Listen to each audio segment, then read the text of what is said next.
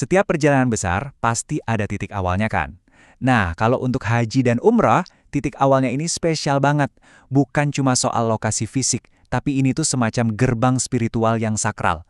Hari ini, kita bakal kupas tuntas soal garis start suci ini. Kalian pernah kepikiran nggak sih sebetulnya perjalanan haji itu benar-benar dimulai dari mana? Apa pas kita ngunci pintu rumah? Atau pas sudah di bandara? Kelihatannya pertanyaan sepele ya.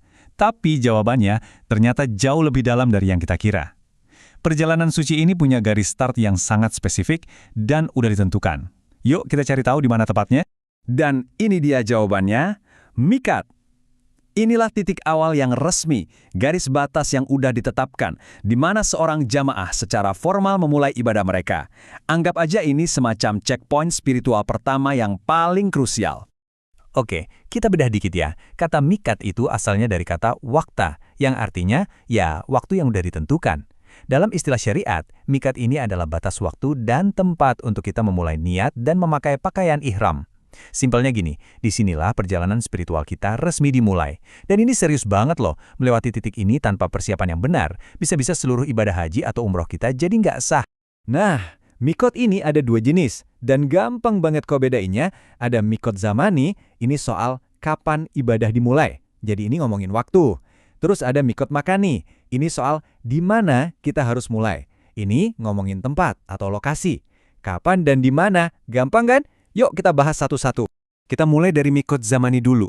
Dari namanya aja, zaman, udah jelas ya, ini soal waktu. Ini tuh kayak kalender sucinya. Pertanyaannya, kapan sih kita boleh mulai niat ibadah? Nah, khusus buat haji, waktunya ini spesifik banget, gak bisa diganggu-gugat. Jadi untuk haji, waktunya tuh udah diplot. Dimulai dari hari pertama bulan Syawal, lanjut terus di bulan Zulqodah, dan puncaknya sampai fajar menyingsing di tanggal 10 Zulhijjah. Nah, di rentang waktu inilah niat haji harus dimulai. Kalau niatnya di luar periode ini, ya hitungannya nggak sah untuk haji tahun tersebut. Nah, beda cerita sama umroh. Kalau haji tadi jadwalnya ketat, umroh justru sebaliknya, jauh lebih fleksibel. Mikot zamani buat umroh itu ya sepanjang tahun, kapan aja bisa.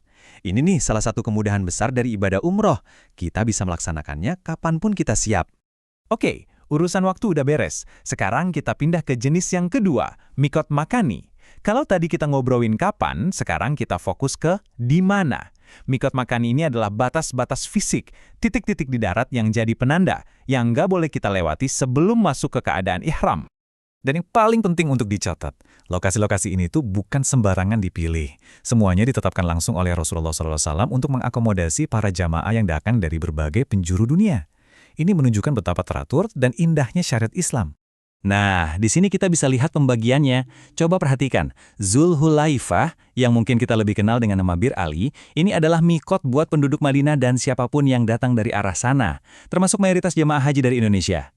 Terus ada Julfah buat yang dari arah Syam, Yalamlam dari arah Yaman, dan seterusnya. Bahkan penduduk Mekah pun punya mikotnya sendiri loh. Kalau mau umroh, mereka harus keluar dulu ke area tanah halal seperti Tan'im. Oke, kita udah tahu apa, kapan, dan di mana. Sekarang, pertanyaan yang paling penting, kenapa? Kenapa sih harus ada batas ini? Apa makna spiritual di baliknya? Karena ini bukan cuma soal aturan, teman-teman, tapi ada filosofi yang dalam banget. Dan batas ini benar-benar serius. Kalau kita nekat melewati mikat makani, tanpa niat dan tanpa berpakaian ihram, itu artinya kita melakukan pelanggaran. Konsekuensinya, wajib bayar dam atau denda, biasanya dengan menyembelih seekor kambing. Ini bukan sekadar hukuman, tapi lebih ke pengingat bahwa kita telah melewati sebuah garis, baik secara fisik maupun spiritual, tanpa persiapan yang semestinya. Jadi, mikot itu lebih dari sekadar garis geografis. Ini adalah penanda transisi, momen di mana kita meninggalkan semua urusan duniawi dan fokus 100% pada hubungan kita dengan Allah.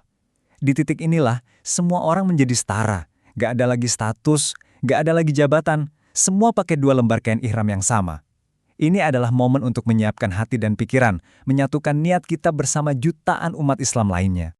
Pada akhirnya, mikat mengajarkan kita tentang disiplin, kesetaraan, dan kesiapan. Ini bukan cuma soal di mana kita memulai, tapi bagaimana kita memulainya. Dan pertanyaannya bukan cuma buat mereka yang akan berangkat haji atau umroh, tapi buat kita semua. Sudah siapkah kita melintasi batas-batas dalam diri kita untuk menjadi lebih dekat dengannya?